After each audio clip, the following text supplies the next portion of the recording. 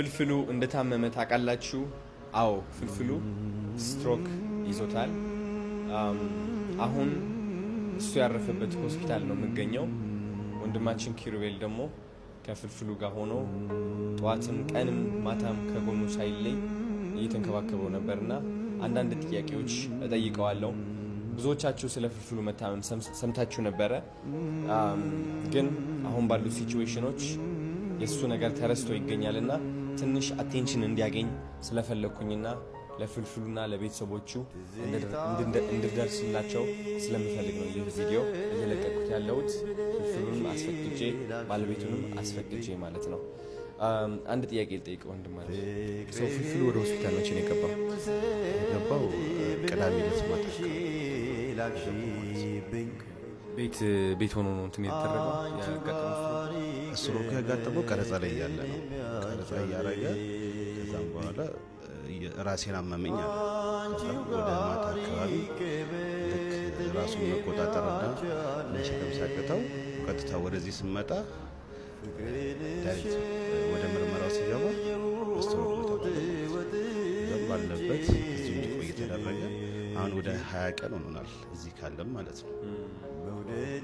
አሁን እንዴት ነው? እየተሻለው ነው ወይስ እየባሰበት ነው? እስኪ ትንሽ አስረዳኝ።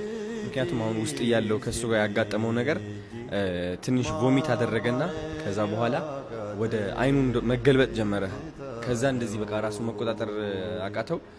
ዶክተሮች ተጠርተው ነርሶች ጠርተን ነው በቃ በፍጥነት ሮጠው መጥተው እሱን ማንቃት የጀመሩት እንዳተኛ ያሉትና እኔ በጣም ልቤ በጣም ነው የተጎዳው እውነት ለመናገር ፍልፍሉ እንደዛ ሆኖ ስላየሁት። አሁን ያየከው እውነት ለመናገር ያስደነግጣል። አሁን ፍልፍሉ ያለበት ሁኔታ በጣም ከፍተኛ ላይ ነው። ህመሙ ወጣ ገባ እያለ ነው ያለው ማለት ነው፣ ራሱን መቆጣጠር እስከሚያቅተው ማለት ነው። እና አሁንም ዶክተሮችን እንደምታያቸው ተረባርበው ያሉበት ምክንያት እሱን ለማዳን ነው። አሁን ያለበት ህመሙ አንዴ መጣ አንዴ ገባ ይላል። ስለዚህ በጣም እንክብካቤ ያስፈልገዋል። የሀገር ባለውለታ ነው፣ ብዙ ነገር ያደርጋልና ለሱ ብዙ ነገር ይገባል። ያ አሁን እንግዲህ ከፍልፍሉ ክፍል ወጥተን ያለ ነው። ምክንያቱም መመለስ እንችላለን። እኔ ነው የምፈልገው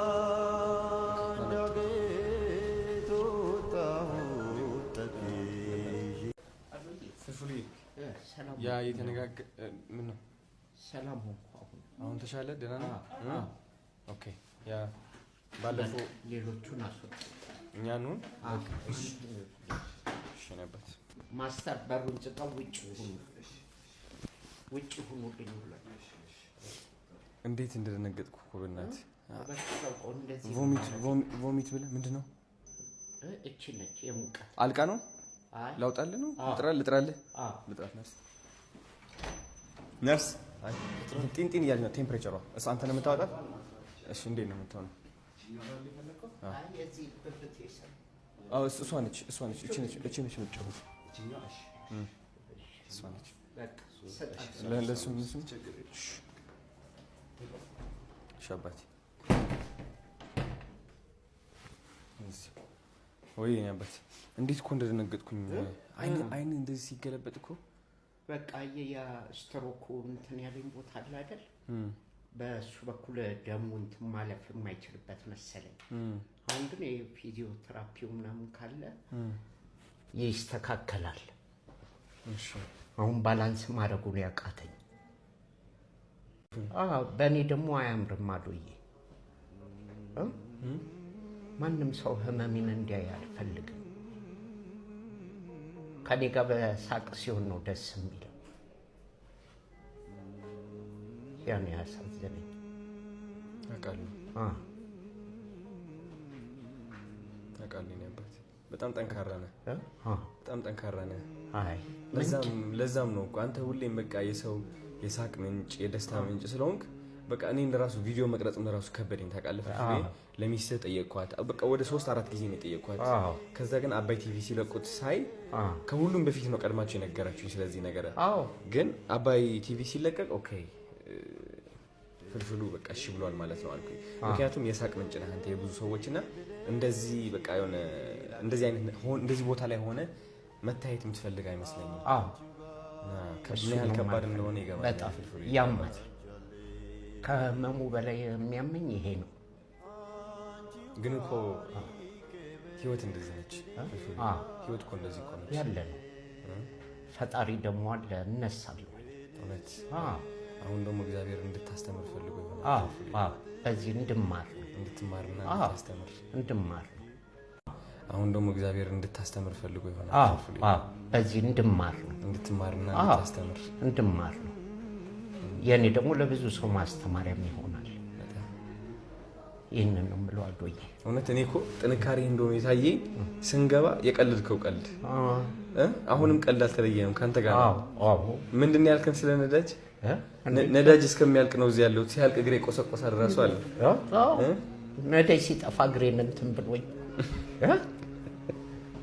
እንጂ እነሳለሁ። ለማስተማሪያ ነው እነሳለሁ። ታዲያስ እኛ የተመረጥን ሰዎች እግዚአብሔር እኛን ነው የሚጠቀመው ለማስተማር ሰው ለማንቃት።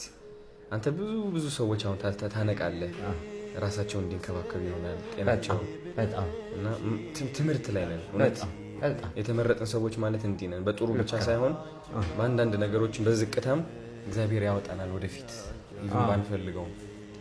በሌላ ሰው ክፉ ሆኖ ከማይ በእኔ ሰው ቢማር አሪፍ ነው እንጂ እነሳለሁኝ። ከእግዚአብሔር ጋር እነሳለሁ አዶዬ። ይህንን ደግሞ ቆሜ ነው የማወራው።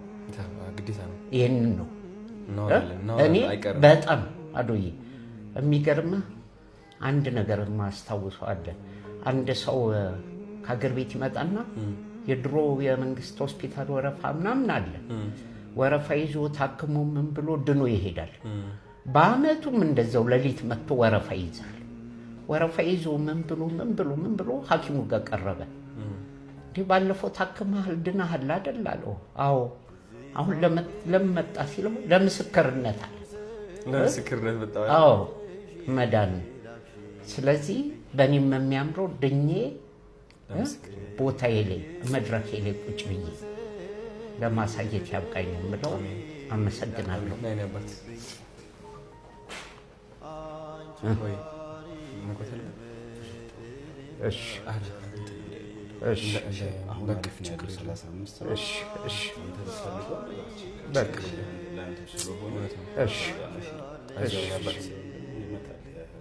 አይዞሽ። አሁን ቻሌንጅ ላስጀምርልህ እያሰብኩ ነው።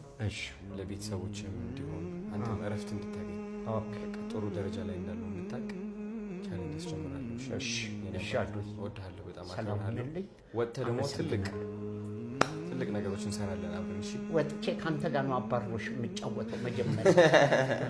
አዶዬ እወድሃለሁ። ሰላም ሁኑልኝ ናፒዬ፣ እወድሃለሁ የኔ ጌታ። እሺ አመሰግናለሁ አዶዬ። ሰላም ግቡልኝ፣ አረፍ በሉ። እሺ ነባት፣ እወድሃለሁ። እየመጣሁ አያችኋለሁ። እሺ በቃ አዶዬ ሰላም ሁኑልኝ። አትጨናነቅ፣ አለን። በቃ እራስ ጨርስ። ጭንቀት እዛው ግፍ አድርጌ አንዲት ነገር መታሰብ ምንም ነገር ለአንተ ትቼዋለሁ። በቃ እሺ ነባት፣ ሰላም ግባልኝ። እወድሃለሁ። እሺ ቻው።